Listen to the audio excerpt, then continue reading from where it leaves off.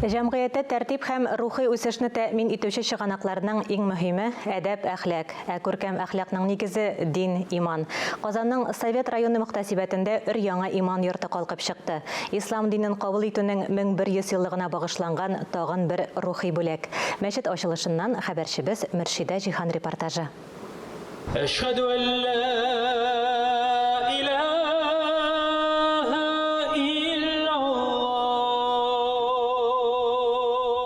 Безнең халыкта башланган эш биткән эш дигән гыйбарә бар. Яңа мәчетне күргән кеше хайран калырлык. Ел ярым эчендә архитектура истәлеге булырлык иман йорты төзелгән. Мәхәллә халкы да гаҗәпләнә. Беренче субай кагылуга 1 елда булмады. Мәчетнең гөмбәзендә, манараларында ай балкыды. Аллаһу әкбәр, ла илаһа иллаллаһ, Аллаһу әкбәр. 28 сентябрь Казан һәм республикабыз тарихына тагын бер истәлекле көн булып кирип калачак. Чөнки Совет районында өр-яңа Рауза мәчете ачылды. Менә без аның ишеге төбендә басып торабыз һәм килгән мөэмин мөселманнарны Рауза абыстайның нәсихәте каршы ала. Әлеге мәчет Рауза исемен йөртә. Аллаһым миңа рәхмәт, ишекләреңне ач дип атлап керәләр мәчеткә кергәндә. Белмәүче яисә онытып җибәрүчеләр өчен кирәкле дуга хәдисләр Рауза мәчетенең диварларына да язып куелган. Гомумән, бу мәчет моңа кадәр төзелгәннәр тәҗрибәсенә таянып эшләнгән. Шуларның иң күркәм үрнәкләрен үзенә җыйган. Мәсәлән, кыйбла дивары татар милли орнаментына нигезләнеп, мозаика стилендә бизәлгән. Дизайн проект буенча бер нәрсә үзгәртмичә, ничек ясалган дизайнер, ничек уйлап чыгарган, без аны максимально ничек менә булырга тиеш, шулай итеп эшләде. Күңел биреп тырышып эшләгән күренә ул. Бу хакта мәчет ачылышында катнашкан Татарстан президенты Рөстәм Миңнеханов та искәртте.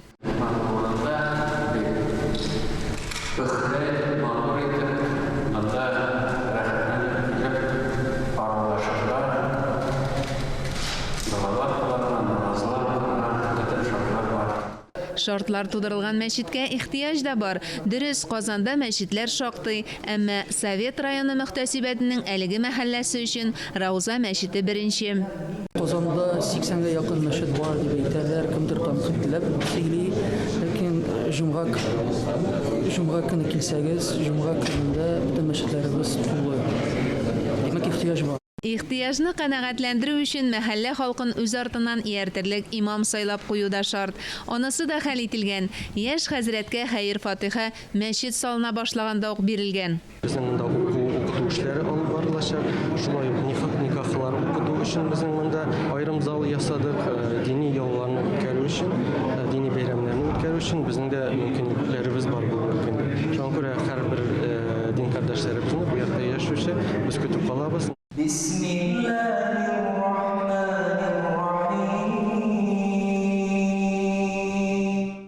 Элек заманнардан ук мәчетләр намаз кылу урыны гына түгел, бәлки мәгърифәт нурын иңдерүче рухи тәрбия учагы да. Без гомер буе аның җылысына мохтаҗ. Менә мин шушы мәхәллә кешесе булачакмын, Алла бирсә, чөнки мин монда яшим, бу якын тирәгенә. Безгә шушында җыелып, бер-беребезне тәрбияләп, безнең буын шушы динне озынайтып, дәвамчылар булып тәрбияләргә насыйп итсен. Дәвамчылар тәрбияләргә тиешле гыйбадәт йортын төзүтүне Гайзатуллиннар гаиләсе башлап йөри. Дөрес, ярдәмчеләребез бик күп булды. Президенттан алып мәхәллә халкына кадәр ди, барысына да рәхмәтле Радик Гайзатуллин. Әйтәләр бит инде мәчет күрке халык дип. Шуңа күрә менә мәчет тулы халык булсын иде. Аллаһу Тәала насыйп итсен иде. Менә халык монда йөреп, иманнарын ныгытып, Коръәннәр намазлар укып, шулар арасында үзебезгә дә, балаларыбызга да, аныкларыбызга да Аллаһу Тәала насыйп итсен иде. Балаларыбыз, оныкларыбыз киләчәк буын әхлагы өчен җан атып йөрүче дин әһелләренең берсе Җәлил хәзрәт һәр вакыт диярлек вакыйга үзәгендә. Әлбәттә, мәчет төзү бик зур шатлык.